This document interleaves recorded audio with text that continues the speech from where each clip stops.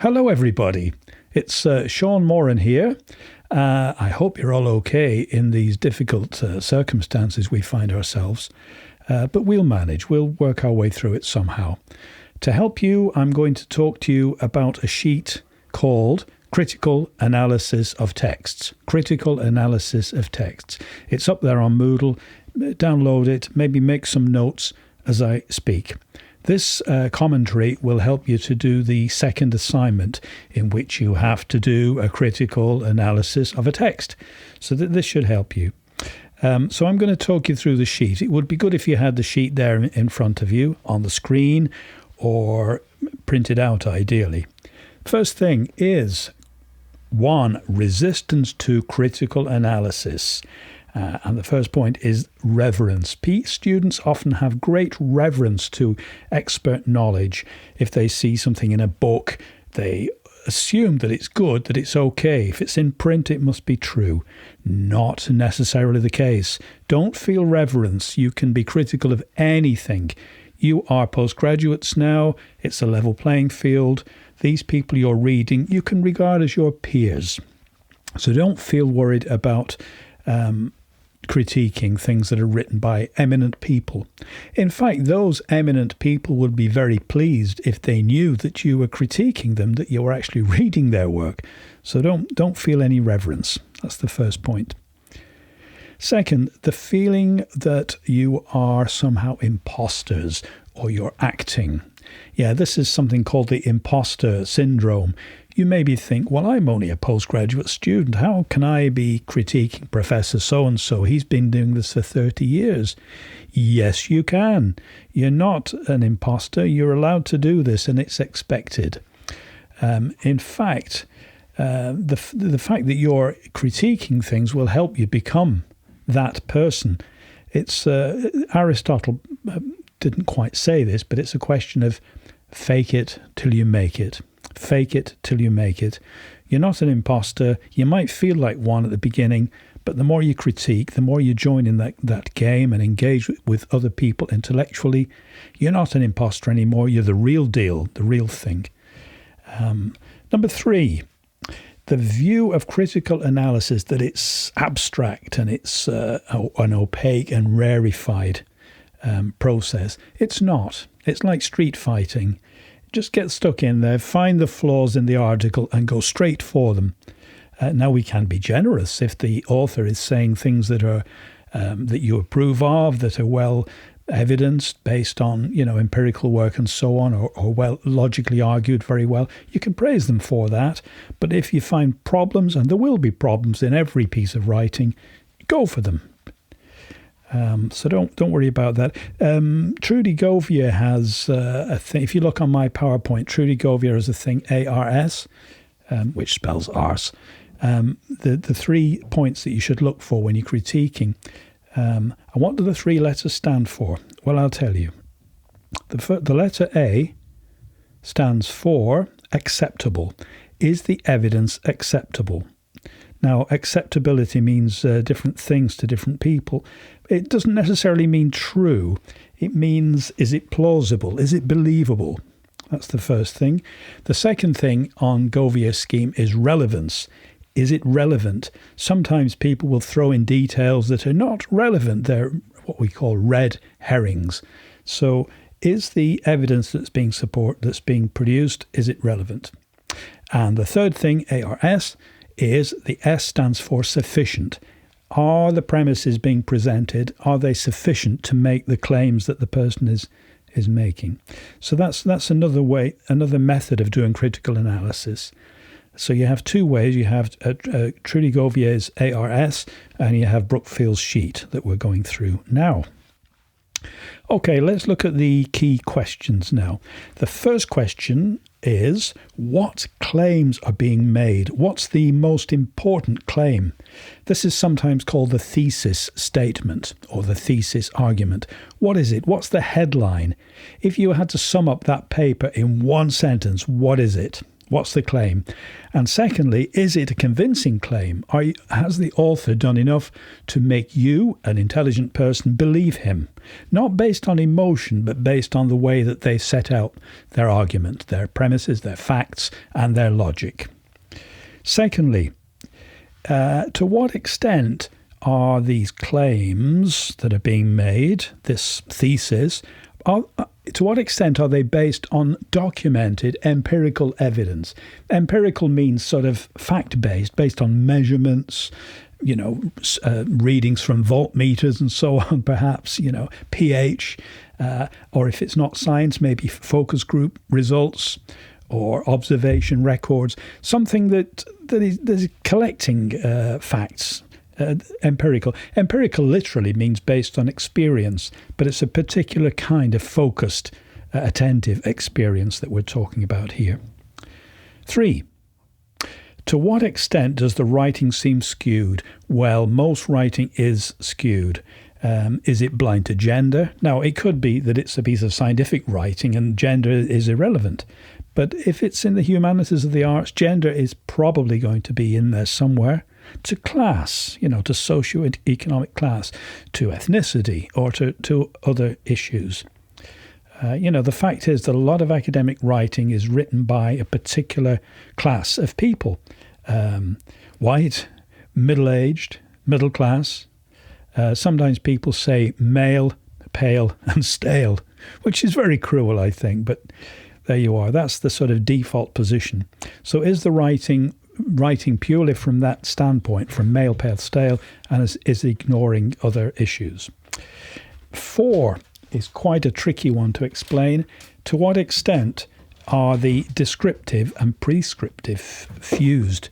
Now, what this means is, descriptive is when you're describing something. You're saying how something actually is. Prescriptive is when you're saying how things ought to be. Now, it should be easy to tell which they're talking about. Is it the real world, the descriptive, or is it some sort of ideal world, the prescriptive? You should be able to tell, but you can't always. And if you can't, that's the author's fault. And you can critique them for that. If they're giving recommendations, if they're giving prescriptions, are they just vague, hand-waving? That's what we mean by generalized injunctions. So the government at the moment is saying, practice social distancing. Now that's quite vague, but if they say, stand 2 meters away minimum from the next person, don't shake hands. If they give details, that's not a generalized injunction. That's specific. That's a specific prescription. Okay, so look for things that are a bit too vague to be useful. 5. You're all experts in your own field, or beginning to be experts. Do you notice any discrepancies between what you're reading and what's being written, and what you're feeling in your actual workplace or in your laboratories? Are you feeling a difference? Does this seem a bit unrealistic, the thing that you're reading? So is the theoretical view that you're being presented with different from how things actually are on the ground? And you can do that. You're a practitioner. You have the T-shirt. You can say this doesn't resonate with my professional experience. That would be okay. 6 is omissions. Yes, what the author says and what they don't say are equally important in some ways. Have they missed something out? Is there a bit of theory that you're surprised they haven't mentioned? Have they not mentioned the context properly? Have they not explained where they are? Is there something about experience that seems to be missing? So look out for what's not there. You might be able to say they haven't mentioned this other author, for example, or they haven't taken into account this, and you talk about the omissions. 7, ethics. This is not just a county near London. Ethics. What does the literature adopt an ethical point of view? Are the experiments, if there are any, carried out, following research ethics principles? Or is the thing that they're making something that's dangerous and maybe they shouldn't be making it at all? It's unethical to even go down that route. 8, whose voices are we hearing? Okay, Is it just male, pale and stale, or are we hearing other voices? For example, in education, are we just hearing the voices of the teachers, or are we hearing the voices of the learners as well? There are certain voices we never get to hear. For example, in Ireland, perhaps the voice of the travelling community is not heard too much in public discourse. So look at the voices, any voices in particular that are missing, or any voices that are more prominent than they deserve to be. 9. Specialised language, jargon. It's okay to use jargon as long as the audience, the people reading it, understand that jargon. If everybody shares the same set of language or the same lexicon, that's okay. So in a chemistry paper, you can freely use things like pH. People know what that means if they're chemists. And in literature, you can talk about tropes, because people in literature studies know what a trope is, or in film studies. But you couldn't really use the word trope in a scientific paper because they might not know what that is. So as long as the language is suitable for that audience, then that's fine. It's when people start using jargon to try and show off or distance themselves from the audience, that's when it's a problem. 10. Practice. Yeah. How does this apply to the real world? Is it just purely theoretical, which is okay, or does it have some practical implications? Now, throughout history, there have been times when something looked just theoretical, and it turned out to be really important practically. For example, Fourier analysis. When this was first developed, it was just purely an interesting part of mathematics. Now it's so important in things like signal processing, music recording. It has many practical applications. So what are the implications of the paper you're reading to reality, to the workplace? Does it make any difference to the real world? 11. Whose interests are served? Who is this paper for? Now, certain people will always benefit from the paper. The author, of course, will. It's getting their name out there. But will other people? I mean, in education again, who would you expect to benefit from the paper? Just the teachers, the education system? No, we want the students, the pupils, the learners to benefit. The same with the paper you're reading. Is this in the interests of a particular set of people, or is it in the interests of people with power?